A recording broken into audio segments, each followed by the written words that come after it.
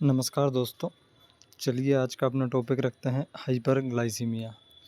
नाम से ही आप समझ गए हैं क्या है हाइपरग्लाइसीमिया। हाइपर यानी कि ज़्यादा और ग्लाइसीमिया यानी कि ग्लूकोज, तो ज़्यादा ग्लूकोज।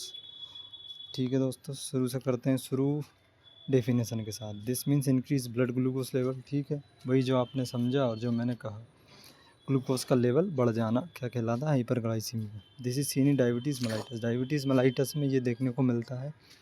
ठीक है, क्योंकि डायबिटीज़ मेलाइटस में क्या हो रहा है कि ब्लड ग्लूकोज लेवल बढ़ रहा है। ठीक है दोस्तों, वहाँ कारण बहुत ही अलग रहते हैं, लेकिन ये अपन सामान्य भाषा में जान रहे हैं। लेकिन डायबिटीज़ में ये बढ़ा हुआ रहता है, ये आपको सभी को पता है।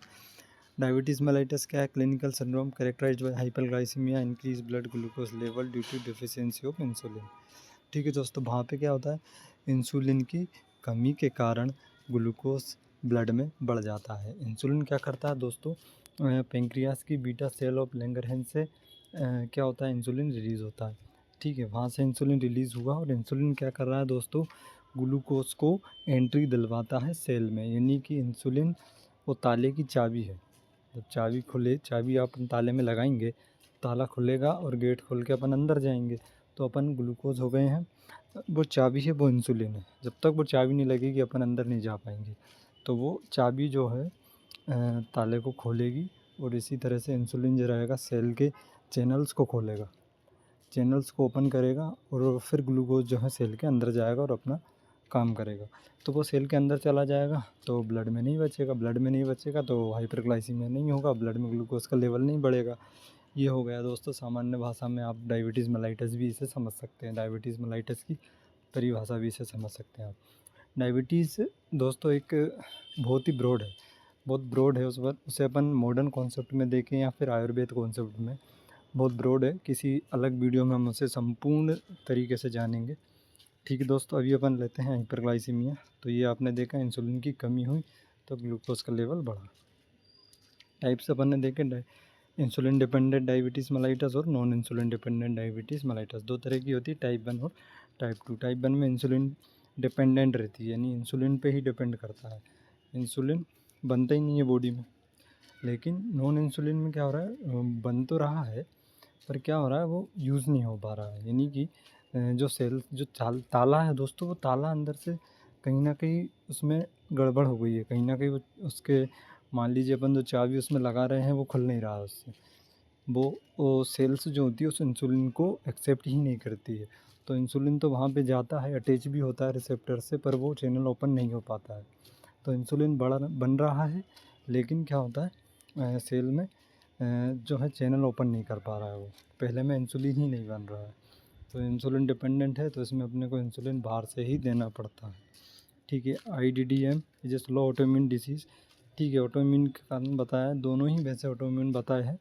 There is no evidence of autoimmunity, evidence नहीं है, लेकिन दोस्तों ऑटोइम्यून के अंदर ही इसे लिया गया है दोस्तों। आयुर्वेद ऐसा नहीं मानता है, पर ऑटोइम्यून नाम का कोई चीज़, उसका एक अलग कॉन्सेप्ट है, जो से मैंने आपको बताया।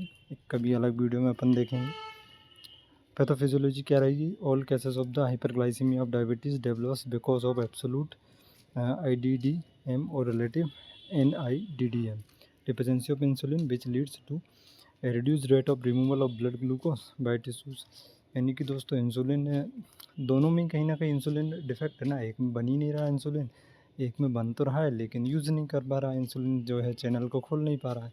तो दोनों ही में इंसुलिन में डिफेक्ट है, और जिसकी वजह से ब्लड ग्लूकोज लेवल जो है वो बढ़ता चला जा रहा है। वो सेल्स में पहुंच ही नहीं रहा ना। सेल्स में पहुंचेगा तब वो यूज़ होगा, और तब वो फिर उसके बेस्ट प्रोडक्ट निकलेंगे, उसका यूटिलाइज होगा और वो बॉडी से बाहर जाएगा। लेकिन यहाँ पे वो ब्लड में पड़ा हुआ है। ठीक है, तो इस वजह से इंक्रीज रेट ऑफ ग्लूकोज बढ़ता चला जाता है। ठीक है दोस्तों, अपने ब्लड में बढ़ता चला जाता है। सिम्टम्स देखें, क्लिनिकल फीचर्स देखें तो इसके रहेंगे पॉलीयूरिया, यानी कि बार बार बाथरूम का आना। ठीक है, पॉलीडिप्सिया यानी कि बार बार प्यास का लगना। ठीक है, और पॉलीफेजिया यानी कि बार बार भूख लगना। ठीक है दोस्तों, पॉलीयूरिया बार बार बाथरूम क्यों आ रहा है? बार बार बाथरूम इसलिए आ रहा है क्योंकि ब्लड ग्लूकोज लेवल बढ़ा हुआ है, और जब वो किडनी से फिल्ट्रेशन हो रहा है, लगातार उसका किडनी से फिल्ट्रेशन हो रहा है, तो वहाँ पे फिल्ट्रेशन में ग्लूकोज का अमाउंट इंक्रीज़ हो रहा है लगातार, क्योंकि ब्लड में वो पड़ा हुआ है, फ़िल्टर हो रहा है, तो वहाँ पे ग्लूकोज का लेवल बढ़ रहा है। जैसे ही वो लेवल ग्लूकोज का बढ़ता चला जा रहा है, वो तुरंत ही जो है अपने ब्लडर को इरिटेट करने लगता है और ब्लडर से सिग्नल भेजता है अपने ब्रेन में, जहाँ से अपने को बार बार मिक्चुरेशन के साइंस आते हैं। पॉलीडिप्सिया, ज़्यादा प्यास लगती है दोस्तों। क्यों? क्योंकि ग्लूकोज जो होता है वो यूज़ नहीं हो रहा तो बार बार प्यास लग रही है। सेम टाइम भूख क्यों लग रही है? क्योंकि ब्लड में ग्लूकोज पड़ा है लेकिन सेल्स में नहीं पहुंच रहा है, वो ऑर्गन्स तक नहीं पहुंच रहा है, उनकी डिमांड पूरी नहीं हो रही है। तो ब्रेन क्या कह रहा है कि भाई आप खाना खाइए और हमें ग्लूकोज दीजिए, हमें ताकत दीजिए। उसे ये नहीं पता कि ब्लड जो है, ब्लड के अंदर जो है ग्लूकोज पड़ा हुआ है। ठीक है, तो इसलिए बार बार भूख लगती है। वीकनेस क्यों रहती है? क्योंकि वही बात, ब्लड में तो ग्लूकोज पड़ा है लेकिन सेल्स में तो जा ही नहीं रहा है, मसल्स में नहीं जा रहा है, अंदर कहीं यूज़ नहीं हो पा रहा है, इसलिए जो है वीकनेस रहेगी। Non healing of the wounds की हीलिंग नहीं होगी। ये सभी साइंस है। अगर आप अपनी जनरल लाइफ में सभी चीज़ें किसी भी पर्सन में नोटिस कर रहे हैं, खुद में नोटिस कर रहे हैं, तो दोस्तों ध्यान देना है। कोई भी वुंड बना हुआ है, आपको कहीं भी कट लग गया, चोट लग गई, वो हील नहीं हो रहा है। सपोज़ आपने छोटा सा कट है, वो मान लीजिए 1 सेंटीमीटर का भी कट नहीं है, और उसे हील होने में उसने 1 हफ्ते से ज़्यादा का टाइम ले लिया। ठीक है, तो ऐसा नहीं होना चाहिए। Pain in extremities, splashing calf muscle. ठीक है, घुटने से अपने नीचे और एंकल जॉइंट है ना, नी जॉइंट और एंकल जॉइंट, इन दोनों के बीच में काफ मसल रहती है, उसमें बहुत ज़्यादा पेन रहता है। टिंगलिंग सेंसेशन, हैंड्स और फीट्स में टिंगलिंग सेंसेशन रहती है। वेस्टिंग यानी कि मसल्स लटकने लगती है। ब्लड ग्लूकोज लेवल तो ज़्यादा आएगा ही आएगा, चाहे आप RVS कराएं, FVS कराएं यानी कि रैंडम कराएं या फिर फास्टिंग कराएं। ठीक है दोस्तों, और साथ ही एक क्लिनिकल फीचर ये भी रहता है कि अगर आप डायबिटिक पेशेंट के फूट देखें यानी कि पैर के तलवे देखें, तो वहाँ पे अल्सर्स देखने को आपको मिल सकते हैं। ठीक है, तो वो भी आप ज़रूर देखें। मैनेजमेंट पे जाते हैं। इन्वेस्टिगेशन क्या रहेगा? इन्वेस्टिगेशन यही रहेगा दोस्तों, अपने अबव 100 mg और अबव 120 mg। ठीक है, ये अपना रहेगा। लेकिन सबसे अच्छा टेस्ट क्या रहेगा? HbA1c आप करा लें। ठीक है, HbA1c करवा लें, वो आपका सही रहता है। उसमें जो है वो लगभग प्रीवियस 3 मंथ का जो है उसमें ब्लड ग्लूकोज लेवल आ जाता है। ठीक है दोस्तों, आगे बढ़ते हैं मैनेजमेंट में। नॉन इंसुलिन डिपेंडेंट डायबिटीज़ में ओरल दे सकते हैं, क्योंकि इंसुलिन पे डिपेंड नहीं है, तो ओरल आप दे दीजिए। ठीक है, ओरल हाइपोग्लाइसेमिक एजेंट, सल्फोन्यूरियाज दे सकते हैं आप। ग्लिवेनक्लामाइड, ग्लिक्लामाइड, लिपिजाइड, वाइगोनेट्स में मेटफॉर्मिन आप दे सकते हैं। तो ये आप देख पा रहे हैं, उनके डोज भी लिखे हुए हैं, कितना लेना है एक दिन में वो भी लिखा हुआ है।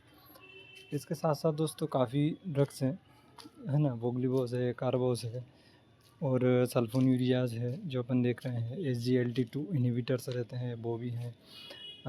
साथ ही DPP2 रहते हैं, वो भी अपन देते हैं इसमें।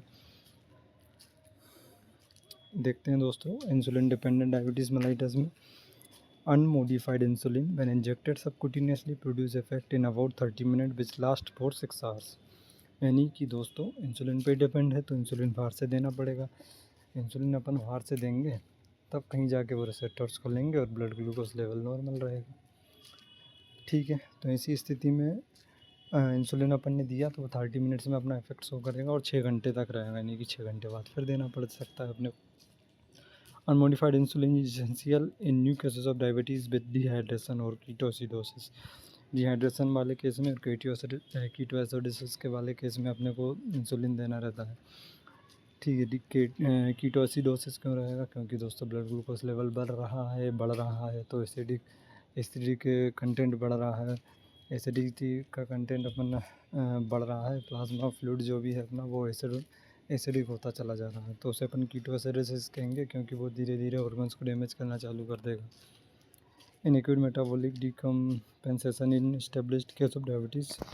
ठीक है, इन दोनों कंडीशन में अपने को इंसुलिन देना रहता है। थैंक यू दोस्तों, आगे चल के अपन डायबिटीज़ का लंबा एक वीडियो बनाना चाहेंगे जिसमें अपन सभी चीज़ें उसकी कवर कर लें आयुर्वेद एक्सेप्ट के साथ, क्योंकि दोस्तों आयुर्वेद में डायबिटीज़ हालांकि ये नहीं कहता है कि वो पूरी तरह से उसे ठीक कर देगा, लेकिन मॉडर्न में जो ड्रग्स रही हैं उनके साइड इफ़ेक्ट्स से अपन बच सकते हैं, तो इसके लिए अपन आयुर्वेदिक यूज़ कर सकते हैं। मॉडर्न में आप जैसे देखें, आप मेटफॉर्मिन अगर का डोज अगर आपका 1000 तक पहुंच गया है, 5 mg से वो चालू होता है, फिर 25 mg, फिर 50, फिर 100, तो वो आपका अगर डोज जो है वो 100 माफ़ कीजिए 1000 तक पहुंच गया तो वेट गेन करने के पॉसिबिलिटी उसमें बहुत ज़्यादा रह जाती है।